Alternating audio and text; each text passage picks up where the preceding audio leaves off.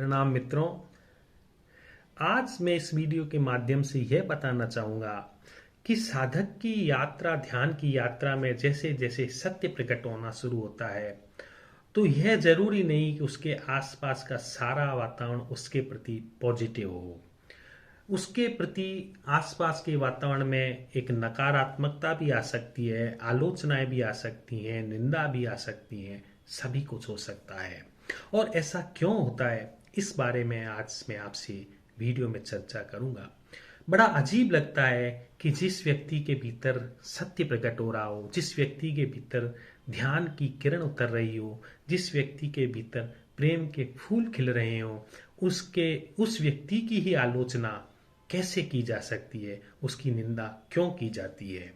यह एक प्रश्न है जो सभी के भीतर पैदा हो सकता है।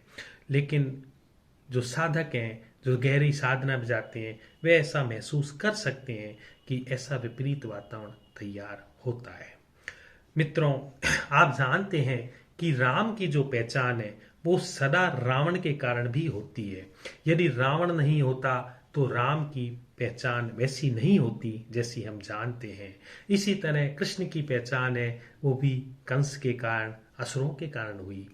उसका कारण क्यों है? क्योंकि सत्य को धार तभी मिलती है जब उसके विपरीत असत्य मौजूद हो। असत्य एक तरह से ब्लैक बोर्ड का काम करता है और सत्य उसमें चौक जिस तरह से सफेद रंग से लिखी जाती है उस तरह का काम करता है। तो पृष्ठभूमि में अगर ब्लैक बोर्ड हो तो जो लिखावट होती है वो ज्यादा स्पष्ट नजर आती है। तो सत्य के साथ जब असत्य आता है तभी सत्य का पता चलता है, तभी सत्य को धार मिलती है।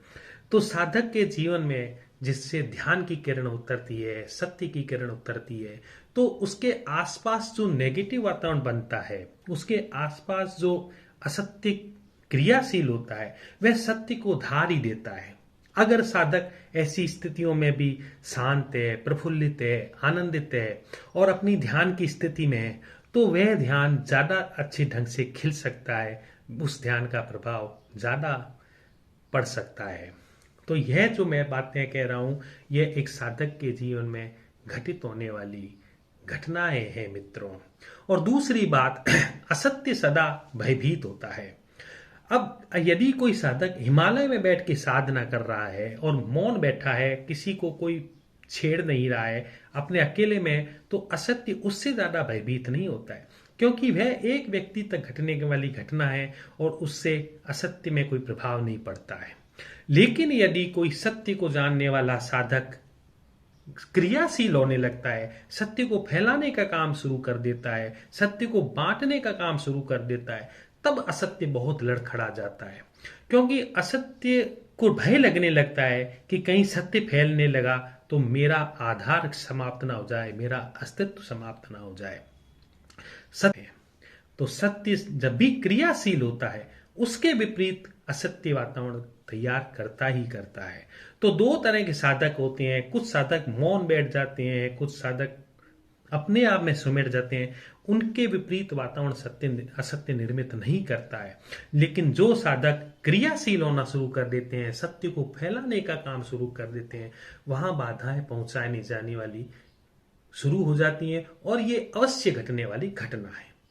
लेकिन यह घटना बुरी नहीं है। मैं यहां कहना चाहूंगा यह घटना बड़ी शुभ है, क्योंकि इससे सत्य को धार मिलती है, सत्य की पहचान बनती है।